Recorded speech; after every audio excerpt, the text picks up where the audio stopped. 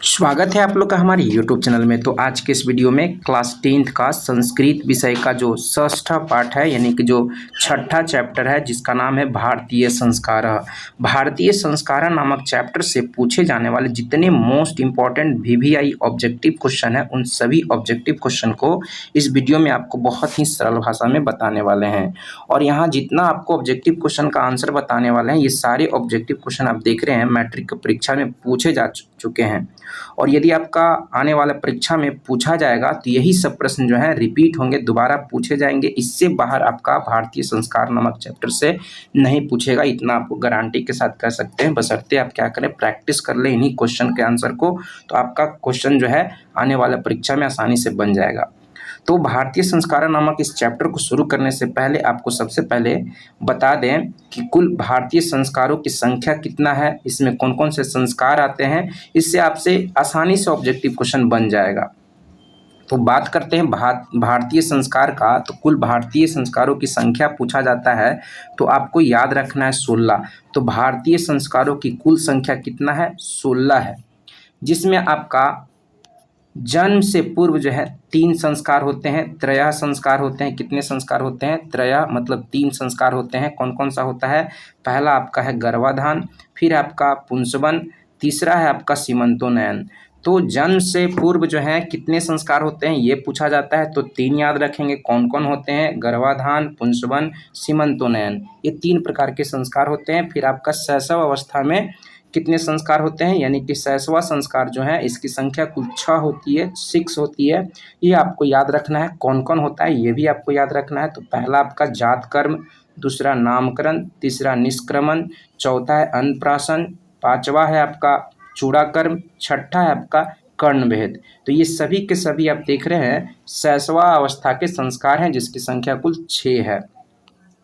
फिर आपका तीसरा है शिक्षा संस्कार। ये जो है 5 होते हैं, यानी कि 5 होते हैं, है ना। पूरे भारतीय संस्कारों को 5 भागों में बांटा गया है। कितने भागों में बांटा गया है, 5 भागों में बांटा गया है, 5 खंडों में बांटा गया है। ठीक है, जन्म से पूर्व संस्कार, फिर आपका शैशवा संस्कार, फिर आपका है शिक्षा संस्कार, 3 हो गया। ठीक है, तो शिक्षा संस्कार, उसके बाद आपका आता है विवाह संस्कार, गृहस्थ संस्कार आता है। फिर आपका 5वां आता है अंत्येष्टि संस्कार, यानी कि मृत्यु उपरांत जो संस्कार होता है वो है। ठीक है, तो तीसरा संस्कार के बारे में बात करें, तीसरा संस्कार आपका शिक्षा संस्कार। ठीक है, इस ये जो है 5 होते हैं। कितने होते हैं, पंच होते हैं, यानी कि 5 होते हैं। कौन कौन से होते हैं, पहला आपका है अक्षरारंभ, दूसरा है उपनयन, तीसरा है वेदारंभ, चौथा है आपका केशांत, 5वां है समावर्तन। तो ये 5 संस्कार जो है आपका शिक्षा संस्कार के अंतर्गत आता है। इस सबको आपको ध्यान में रखना है। फिर आपका आता है गृहस्थ संस्कार। गृहस्थ संस्कार में आपका एक ही होता है। गृहस्थ संस्कार कितने होते हैं, एक ही होते हैं, एका होते हैं। ठीक है, इसमें विवाह आता है। विवाह के अंतर्गत बहुत सारे कर्मकांड होते हैं, क्रियाएं होती हैं, है ना, गतिविधियां होती है ना, जिसके बारे में आपको सब्जेक्टिव में आपको बुक में पता ही होगा, बुक में दिया हुआ है। ठीक है, और ऑब्जेक्टिव में जो है पूछा जाएगा तो उसके हिसाब से आपको बताएंगे। 5वां है आपका मृत्युपरांत संस्कार। मृत्युपरांत संस्कार जो है आपका एक ही होता है, इसमें अंत्येष्टि संस्कार कहलाता है। इसको अंत्येष्टि संस्कार कहने का मतलब मरने के बाद जो संस्कार होता है उसको अंत्येष्टि संस्कार कहा जाता है। तो इस प्रकार से आप देखें कुल 16 संस्कारों को 5 भागों में बांटा गया है। ठीक है, पहला आपका जन्म के पूर्व 3 संस्कार, शैशवावस्था में 6 संस्कार, 6 3 9 हो गया। शिक्षा संस्कार जो है 5 हो गया, 9 5 14 हो गया। गृहस्थ संस्कार जो है आपका 1 हो गया, 15, और मृत्युपरांत संस्कार 16। तो इस प्रकार से आपको 16 संस्कार के बारे में आपको बताया। अब ऑब्जेक्टिव का बात करते हैं। ठीक है, ऑब्जेक्टिव आप लोग देखेंगे, पहला आपका है शैशवावस्था के संस्कार कितने होते हैं। देखिए आपको ऊपर में बता चुके हैं, सब आसानी से आपका बन जाएगा, बहुत सारा क्वेश्चन। ठीक है, तो शैशवा अवस्था के संस्कार जो है जिसकी संख्या कुल 6 होती है, तो ऑप्शन ए जो है करेक्ट हो जाएगा, 6 होते हैं। ठीक है, दूसरा आपका संस्कार है, दूसरा प्रश्न है आपका पुंसवन संस्कार कब होता है। पुंसवन संस्कार आपका जन्म के पहले होता है, तो ऑप्शन सी जो है करेक्ट हो जाएगा। जन्म के पूर्व जो होता है पुंसवन संस्कार होता है ना, 3 गो होता है, उसमें आपको बता ही दिए। ठीक है। तीसरा आपका है प्राचीन काल में शिष्य को क्या कहा जाता था, तो प्राचीन काल में जो है शिष्य को ब्रह्मचारी कहा जाता था। देख रहे हैं सारे क्वेश्चन बहुत बार रिपीट किए हैं, यही सब क्वेश्चन रिपीट होकर आपका एग्जाम में आएगा। तो आप लोग क्या करें, इसको क्वेश्चन को लिखें और उसका आंसर जो है आप लोग लिखते चलें। तीसरा क्या है, प्राचीन काल में शिष्य को क्या कहा जाता था, तो ब्रह्मचारी कहा जाता था। ठीक है, विद्यार्थियों को ब्रह्मचारी कहा जाता था। चौथा है आपका वागदान किस संस्कार में होता है, तो वागदान जो है आपका वागदान, सिंदूरदान, कन्यादान, ये सब जो है आपका विवाह संस्कार के अंतर्गत आता है। तो ऑप्शन बी जो है करेक्ट हो जाएगा। वागदान जो है आपका विवाह के अंतर्गत आता है, विवाह संस्कार के अंतर्गत आता है। पांचवा प्रश्न है आपका भारतीय संस्कृति की अद्वितीय विशेषता क्या है। भारतीय संस्कृति की अद्वितीय मतलब यूनिक विशेषता क्या है, तो इसका संस्कार। ऑप्शन ए जो है सही उत्तर हो जाएगा, संस्कार इसका सही आंसर होगा। फिर आपका है सिक्स्थ प्रश्न है, छठा प्रश्न है सप्तपदी कर्मकांड किस संस्कार में होते हैं, तो सप्तपदी कर्मकांड जो है आपका विवाह संस्कार के अंतर्गत होता है ना। सप्तपदी कर्मकांड जो है आपका विवाह संस्कार के अंतर्गत होता है। ऑप्शन बी जो है करेक्ट हो जाएगा।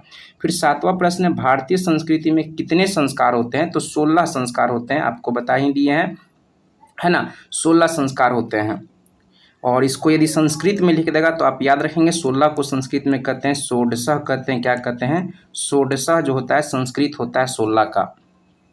फिर आपका है 8 नंबर प्रश्न है गोदान किस संस्कार का मुख्य कर्म है। गोदान जो है आपका किसान संस्कार का मुख्य कर्म है। ठीक है, गोदान जो है आपका किसान संस्कार का मुख्य कर्म है, ये याद रखेंगे।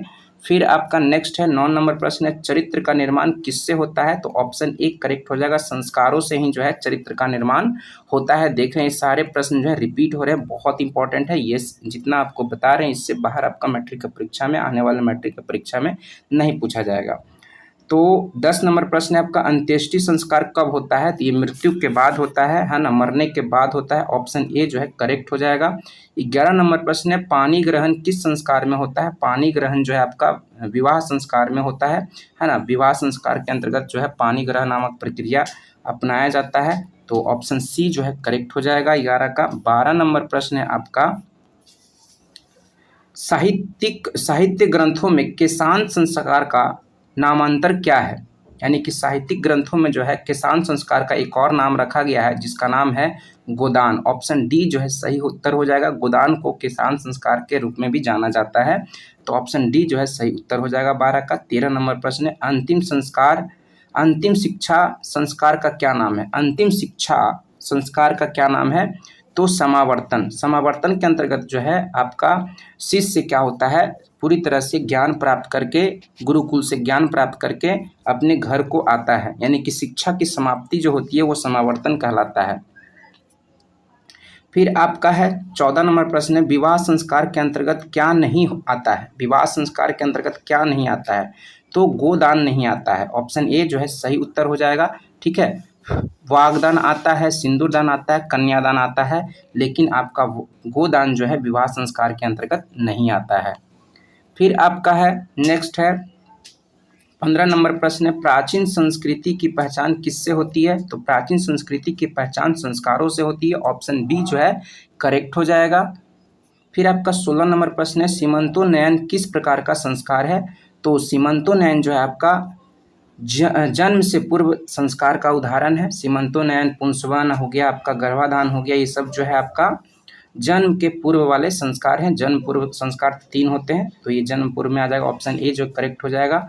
17 नंबर प्रश्न है जन्म पूर्व संस्कार कितने होते हैं, तो त्रय मतलब 3 होते हैं। कितने होते हैं, 3 होते हैं। जन्म के पूर्व 3 संस्कार होते हैं। फिर आपका है 18 नंबर प्रश्न है आपका समावर्तन संस्कार का उद्देश्य क्या है। समावर्तन संस्कार का उद्देश्य क्या होता है कि शिक्षावसान होता है। ऑप्शन डी जो है करेक्ट हो जाएगा। कहने का मतलब है समावर्तन में जो है ब्रह्मचारी जो होते हैं, शिष्य जो होते हैं, वो क्या करते हैं, ज्ञान प्राप्त करके गुरुकुल से फाइनली अपने घर को आते हैं, यानी कि शिक्षा की समाप्ति करके, गुरुकुल से शिक्षा की समाप्ति करके, है ना, अपने घर को आते हैं। ठीक है, तो शिक्षावसान मतलब शिक्षा की समाप्ति हो जाती है समावर्तन संस्कार के अंतर्गत। फिर आपका 19 नंबर प्रश्न है, किस संस्कार के साथ लोग वास्तविक गृहस्थ जीवन में प्रवेश करते हैं? तो विवाह संस्कार के बाद जो है लोग जो है वास्तविक रूप से गृहस्थ जीवन में क्या करते हैं, प्रवेश कर जाते हैं विवाह संस्कार के अंतर्गत। तो 19 का बी ऑप्शन जो है करेक्ट हो जाएगा। 20 नंबर प्रश्न है, गर्भाधान संस्कार का प्रयोजन क्या है? तो गर्भाधान संस्कार का प्रयोजन जो है ऑप्शन ए गर्भ रक्षा जो है सही उत्तर हो जाएगा, है ना। गर्भ रक्षा जो है सही उत्तर ऑप्शन ए होगा, ठीक है। ऑप्शन के अकॉर्डिंग आपका ऑप्शन ए ही सही उत्तर हो जाएगा। 21 नंबर प्रश्न है, सीमंतोन्नयन संस्कार का प्रयोजन क्या है? तो गर्भाधान हो गया, सीमंतोन्नयन हो गया, ये सब जो है आपका जन्म के पूर्व वाले संस्कार हैं। तो सीमंतोन्नयन संस्कार का प्रयोजन क्या होता है? तो ऑप्शन ए जो है सही उत्तर हो जाएगा। गर्भस्थ में संस्कारों का आरोपण करना ही क्या कहलाता है? सीमंतोन्नयन संस्कार कहलाता है। फिर आपका 22 नंबर प्रश्न है, भारतीय जीवन दर्शन का महत्वपूर्ण उपादान क्या है? तो ऑप्शन सी जो है संस्कार सही उत्तर हो जाएगा। फिर आपका 23 नंबर प्रश्न है, किसान संस्कार कहाँ होता है? तो किसान संस्कार जो है जिसको गोदान संस्कार भी कहते हैं, है ना, प्राचीन ग्रंथों में जो है गोदान संस्कार भी इसको कहा गया है, ठीक है। ये आपका गुरु के गृह में होता है, यानी कि गुरुकुल में होता है, ठीक है, गुरु के पास होता है जब शिक्षा के लिए जाते हैं तो, ठीक है। और किसान संस्कार आपका शिक्षा संस्कार के अंतर्गत आता है। तो इस प्रकार से आपका 22-23 प्रश्न हुआ। इससे बाहर यदि आपका भारतीय संस्कार से क्वेश्चन उठाएगा, भारतीय संस्कार से क्वेश्चन निकाला जाएगा, आपके मैट्रिक की परीक्षा में दिया जाएगा, तो यही सब क्वेश्चन रहेंगे। इन्हीं में से कुछ प्रश्न रहेंगे, सबका सब तो नहीं रहेगा, कुछ प्रश्न इसमें का 4-5 क्वेश्चन, 3-4 क्वेश्चन आपका यही सब क्वेश्चन रहेगा। इससे बाहर आपका नहीं पूछा जाएगा, इतना आपको गारंटी के साथ कह सकते हैं। देख रहे हैं रिपीट हो रहा है, ये सब क्वेश्चन क्या हो रहा है, रिपीट हो रहा है, दोबारा पूछे जा रहे हैं। तो आने वाला परीक्षा में स्वाभाविक है कि पूछा जाएगा, ठीक है। तो आप लोग चैनल को सब्सक्राइब कर दें और अपने दोस्तों में क्या करें, इसको शेयर करें, ताकि आपके लिए और ज़्यादा से ज़्यादा वीडियो जो है बना सकें। तो मिलते हैं नेक्स्ट वीडियो में। और इसके पहले मैंने और सारे वीडियो का जो है ऑब्जेक्टिव क्वेश्चन अपलोड कर दिया है, उसको भी आप लोग देखें, ठीक है। तो मिलते हैं नेक्स्ट वीडियो में। Thank you.